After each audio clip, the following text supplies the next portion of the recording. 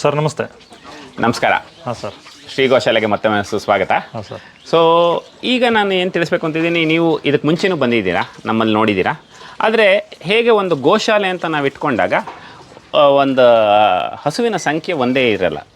ಯಾಕಂದರೆ ನಾವು ಯಾರೂ ಬೇಡ ಅಂದಿದ್ದನ್ನು ಅಥವಾ ನಮ್ಮಲ್ಲಿ ಹುಟ್ಟಿದ್ರೂ ಯಾರೂ ತೊಗೊಳ್ಳದೇ ಇರೋದು ಇವಾಗ ಗಂಡು ಮಕ್ಕಳು.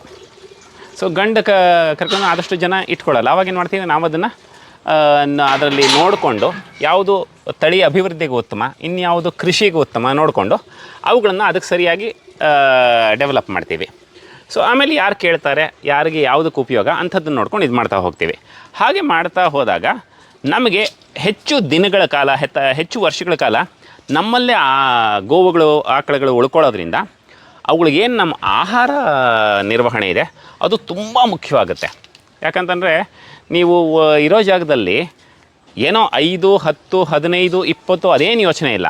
ಆದರೆ ಯಾವಾಗ ಅದು 50, 100, 150 ಆಗ್ತಾ ಹೋಗುತ್ತೆ, ಆಗ ನಿಮಗೆ ಆಹಾರದ ಏನು ಧನ ಬೇಕಾಗುತ್ತೆ ಅಥವಾ ಹಣ ಬೇಕಾಗುತ್ತೆ ಆಹಾರ ನಿರ್ವಹಣೆಗೆ. ಯಾಕಂದರೆ ನೀವು ಅಷ್ಟನ್ನು ಬೆಳ್ಕೊಳಕ್ಕಾಗಲ್ಲ.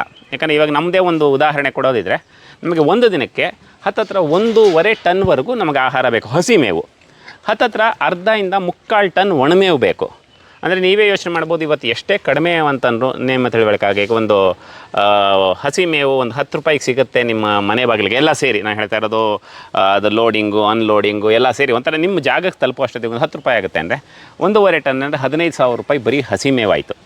ಇನ್ನು 3/4 ಟನ್ ಒಣಮೇವು ಅಂತಂದರೆ ಅದು ಕೂಡ ದೂರದಿಂದ ಬರಬೇಕು. ಅವುಗಳು ನಿಮಗೆ ಹತ್ತತ್ರ ಇವತ್ತೆಲ್ಲ ನೀವು ಕರೆಕ್ಟಾಗಿ KG ಲೆಕ್ಕದಲ್ಲಿ ತೂಕ ಹಾಕೋದ್ರೆ 15ರಿಂದ 20 ರೂಪಾಯಿವರೆಗೂ ಬೀಳುತ್ತೆ. ಅಲ್ಲಿಗೆ ಅದೂ 15,000 ಆಗೋಯ್ತು. ನಿಮಗೆ 30,000 ಕೊಟ್ಟಾಯಿತು. ಅಂದರೆ ಇವತ್ತು 30,000ನ ಖರ್ಚು ಮಾಡೋದು ಜನ್ರೇಟ್ ಮಾಡೋದೇ ಎಷ್ಟು ಕಷ್ಟ ಇದೆ ಒಂದು ದಿವಸಕ್ಕೆ.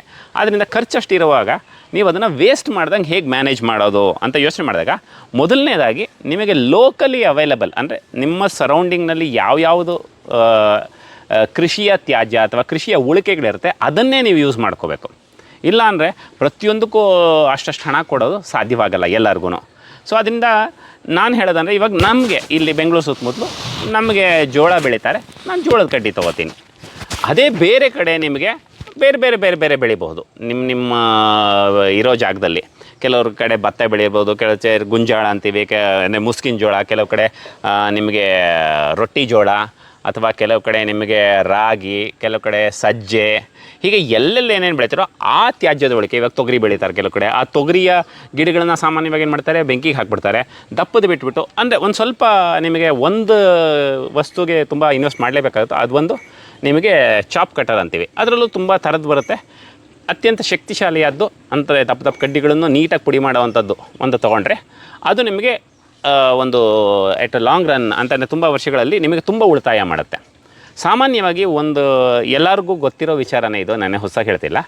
ಒಂದು ಹಸುಗೆ ಒಂದು ಹುಲ್ಲು ಹಾಕಿದಾಗ ಅದು ಸ್ವಲ್ಪ ಊಟವನ್ನು ತಿಂದು ಮಿಕ್ಕಿದ್ದನ್ನೆಲ್ಲ ಕಾಲು ಕೆಳಗೆ ಮೈ ಮೇಲೆಲ್ಲ ಹಾಕ್ಕೊಂಡು ಹಾಳು ಮಾಡುತ್ತೆ. ನಾವು ಒಂದು 100 ರೂಪಾಯಿ ಊಟ ಹಾಕಿದ್ರೆ ಅದನ್ನು 40ರಿಂದ 55% ಭಾಗ, ಅಂದರೆ 100 ರೂಪಾಯಿನಲ್ಲಿ 45 ರೂಪಾಯಿಂದ 55 ರೂಪಾಯಿವರೆಗೂ ವೇಸ್ಟ್ ಮಾಡುತ್ತೆ. ಸೊ ಅದ್ರ ಉಳಿತಾಯ ಮಾಡಿಬಿಟ್ರೆ ನಮ್ಮ ಖರ್ಚು ಕಡಿಮೆ ಆಗೋಗುತ್ತೆ. ಮೊದಲನೇದು ಆ ಥರ ಉಳಿತಾಯ ಮಾಡೋಕ್ಕೆ ನಿಮ್ಮ ಕೊಡ್ತಕ್ಕಂಥ ಆಹಾರವನ್ನು ಕಟ್ ಮಾಡಿಕೊಡೋದು. ಅಂದರೆ ಹಾಗೆ ಹಾಕಿದಾಗ ನಿಮಗೆ ಗೊತ್ತು ಕಡ್ಡಿಗಳು ತಿನ್ನಲ್ಲ, ಎಲೆ ಮಾತ್ರ ತಿನ್ಬಿಟ್ಟು ಕಡ್ಡಿಗಳು ಉಳಿಸ್ಬಿಡುತ್ತೆ. ಸೊ ಅದಕ್ಕೆ ನಾನು ಚಾಫ್ ಕಟ್ನ ಪ್ರಾಮುಖ್ಯತೆ ಇಲ್ಲಿ ಹೇಳಿದ್ದು. ಅದಾದಮೇಲೆ ನೀವು ಒಣಮೇವನ್ನು ಕೂಡ ಕಟ್ ಮಾಡಿಕೊಡೋದು. ಸೊ ಅದರಿಂದ ನೀವು ಚಾಫ್ ಕಟ್ರನ್ನ ಸೆಲೆಕ್ಟ್ ಮಾಡುವಾಗ ಒಣಮೇವನ್ನು ಕಟ್ ಮಾಡೋಕ್ಕಾಗೋವಂಥದ್ದು, ಹಸಿಮೇವನ್ನು ಕಟ್ ಮಾಡೋಕ್ಕಾಗೋದಂತ ಎರಡೂ ಕಟ್ ಮಾಡೋಕ್ಕಾಗೋವಂಥ ಒಂದು ಚಾಫ್ ಕಟ್ರನ್ನ ಸೆಲೆಕ್ಟ್ ಮಾಡ್ಕೊಳ್ಳೋದು. ಮತ್ತು ನಿಮ್ಮ ಲೋಕಲಿ ಅವೈಲೇಬಲ್ ಮೇವನ್ನೇ ಸೋರ್ಸ್ ಮಾಡೋದು. ಎಲ್ಲೋ ದೂರದಲ್ಲಿ ಇರೋದು ಅಂತಂದಾಗ ನಿಮಗೆ ಟ್ರಾನ್ಸ್ಪೋರ್ಟೇಷನ್ನು, ಲೋಡಿಂಗು ಅನ್ಲೋಡಿಂಗು, ಆಮೇಲೆ ಎಲ್ಲೋ ದಾರಿಲಿ ಇನ್ನೇ ಯಾವುದೋ ಎಕ್ಸ್ಟ್ರಾ ಪೊಲೀಸ್ ಖರ್ಚುಗಳೆಲ್ಲ ಬರದೇ ಹೋಗುತ್ತೆ. ಸೊ ಹಾಗೆ ಒಂದು ಏನು ಫಾಡರ್ ಮ್ಯಾನೇಜ್ಮೆಂಟು ಅಥವಾ ನಮ್ಮ ಮೇವಿನ ನಿರ್ವಹಣೆ ಮಾಡ್ಕೊಳ್ಳೋದು ಅತ್ಯಂತ ಉತ್ತಮ. ನಮ್ಮಲ್ಲಿ ನಾವೇನು ಮಾಡ್ತಾಯಿದ್ದೀವಿ, ನಾನು ಹೇಳಿದ ಹಾಗೆ ಲೋಕಲ್ಲಾಗಿ ನಮಗೆ ಇಲ್ಲಿ ಬೇಬಿಕಾರ್ನ್ ಬೆಳೀತಾರೆ. ಬೇಬಿಕಾರ್ನ್ ಬೆಳೆದಾಗ ಬೇಬಿಕಾರ್ನು ಕೆಲವು ಒಂದು ಹಂತದಲ್ಲಿ ಮಾತ್ರ ಅದನ್ನು ನೀವು ಬೇರೆ ಆಹಾರ ಉತ್ಪನ್ನಗಳಿಗಾಗಿ ಉಪಯೋಗಿಸ್ಬೋದು. ಆದರೆ ಅದು ಸರಿ ಹೋಗಲಿಲ್ಲ ಅಥವಾ ತುಂಬ ಜಾಸ್ತಿ ಆಗೋದು, ಯಾಕಂದರೆ ಬೇಬಿಕಾರ್ನಲ್ಲಿ ಕಾಳು ಕಟ್ಟಲ್ಲ, ಅದು ಹೈಬ್ರಿಡೈಸ್ ಮಾಡಿರೋದ್ರಿಂದ ಅದರಲ್ಲಿ ಬೇರೆ ಮುಸ್ಕಿನ ಜೋಳ ಥರ ಕಾಳು ಕಟ್ಟಲ್ಲ. ಕಾಳು ಕಟ್ಟದೇ ಇರೋದ್ರಿಂದ ಅದು ತಿರ್ಗಿ ಇನ್ನೇನಕ್ಕೂ ಉಪಯೋಗಕ್ಕೆ ಬರೋಲ್ಲ. ಯಾವುದೋ ಒಂದು ಗಿಡದಲ್ಲಿ ಒಂದು 4ರಿಂದ 5 ಬರುತ್ತೆ ಅಂತಂದರೆ ನಿಮಗೆ ನೀವು ನೋಡಬಹುದಿಲ್ಲಿ ಒಂದು ಜೋಳದ ಕಡ್ಡಿ ತೊಗೊಂಡ್ರೆ ನಿಮಗೆ ಇಲ್ಲಿ ನೋಡ್ರಿ 1 2 ಇಲ್ಲಿ ಮುರಿದಿದ್ದಾರೆ 3 ಇಲ್ಲಿ 4 ಮುರಿದಿದ್ದಾರೆ. ಸೊ ಇದರಲ್ಲಿ 4ರಲ್ಲಿ 2 ಅವ್ರಿಗೆ ಉಪಯೋಗಿಸೋಕ್ಕೆ ಬೇಬಿಕಾರ್ನ್ ಮಾಡೋಕ್ಕೆ ಉತ್ತಮವಾಯಿತು. ಇನ್ನೆರಡು ಅಷ್ಟಿದಾಗಿ ಬರಲಿಲ್ಲ. ಅವಾಗೇನು ಮಾಡ್ತಾರೆ, ಇದನ್ನು ಅದ್ರ ಜೊತೆ ತೆಗೆದುಬಿಡ್ತಾರೆ. ಇದರಲ್ಲಿ ಕಾಳು ಕಟ್ಟಲ್ಲ, ನಿಮಗೆ ಕಾಳು ಕಟ್ಟೋದೇ ಇಲ್ಲ. ಯಾವುದೇ ಕಾರಣಕ್ಕೂ ಕಾಳು ಬರದೇ ಇರೋದ್ರಿಂದ ಮುಸ್ಕಿನ ಜೋಳದಲ್ಲಿ ಕಾಳು ಕಟ್ಟಲ್ಲ. ಇದು ಹೀಗೆ ಇರುತ್ತೆ, ದಪ್ಪ ಆದ್ರೂ ಕಾಳು ಕಟ್ಟಲ್ಲ ಇದರಲ್ಲಿ. ನೋಡಿ ಇವಾಗ ಇಷ್ಟುದ್ದದಲ್ಲಿ ಒಂದೇ ಒಂದು ಕಾಳು ಬಂದಿದೆ ಇಲ್ಲಿ. ಇದರಲ್ಲಿ ಕಾಳೇ ಬರಲ್ಲ. ಇದನ್ನೇನಂದರೆ ಹೀಗೆ ಬೇಬಿಕಾರ್ನ್ಗೆ ಪೂರ ಎಳೆದಾಗಿರೋವಾಗ ಮುರಿದ ಇದು ಮಾಡೋದು.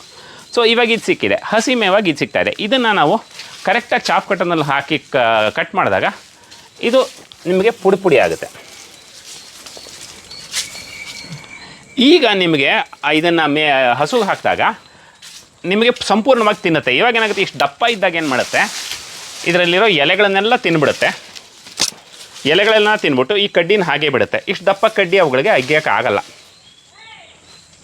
ಸೊ ಆದ್ದರಿಂದ ನಾನು ಚಾಪ್ ಕಟ್ರನ್ನು ಸಜೆಸ್ಟ್ ಮಾಡ್ತೀನಿ. ಆದರೆ ಅವರ ಶಕ್ತಿ ಅನುಸಾರ ಅದನ್ನು ಮಾಡ್ಕೋಬಹುದು. ಮತ್ತು ಒಣಮೇವನ್ನು ಕೂಡ ನೀವು ಒಣಹುಲ್ಲು, ರಾಗಿ ಆಗಲಿ, ಭತ್ತ ಆಗಲಿ, ಜೋಳ ಆಗಲಿ ಯಾವುದಾಗಲಿ ಕಟ್ ಮಾಡಿ ಹಾಕಿದಾಗೆ ನಿಮಗೆ ಅದು ಸೇವ್ ಆಗುತ್ತೆ.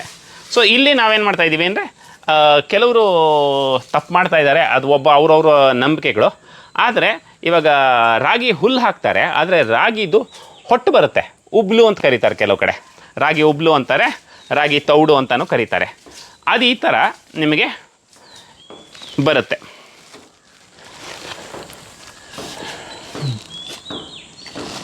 ಇದು ಬರೀ ರಾಗಿದಲ್ಲ ನಾವು ನೋಡ್ತಾ ಇರೋದು. ಇದರಲ್ಲಿ ಆರ್ಕ, ಊದ್ಲು, ಸಜ್ಜೆ, ನವಣೆ, ರಾಗಿ ಎಲ್ಲ ಸಿರಿಧಾನ್ಯಗಳು ಇದೆ. ಇದು ನಾವು ಏನು ಮಾಡ್ತಾರೆ, ಸಾಮಾನ್ಯವಾಗಿ ಬೆಂಕಿ ಹಾಕಿಬಿಡ್ತಾರೆ. ಬೆಂಕಿ ಹಾಕೋ ಅವಶ್ಯಕತೆ ಇಲ್ಲ. ಇದನ್ನು ಹಸುಗಳು ತಿನ್ನುತ್ತೆ, ಕೆಲವರು ಅದರಲ್ಲಿ ಕೆಮ್ಮಲು ಬರುತ್ತೆ, ಏನೇನೋ ಯೋಚನೆಗಳಿದೆ. ಬಟ್ ನಾವು ಇದನ್ನೇ ಸುಮಾರು ವರ್ಷಗಳಿಂದ ಕೊಡ್ತಾ ಇದ್ದೀವಿ. ನಮ್ಮ ಹಸುಗಳಿಗೆ ಯಾವುದೇ ವಿಧವಾದ ಆರೋಗ್ಯ ತೊಂದರೆ ಆಗಿಲ್ಲ. ನೀವು ನೋಡ್ಬೋದು ಇಲ್ಲಿ ಎಲ್ಲ ಹಸುಗಳಿಗೂ ನಾವು ಅದನ್ನು ಹಾಕಿದ್ದೀವಿ.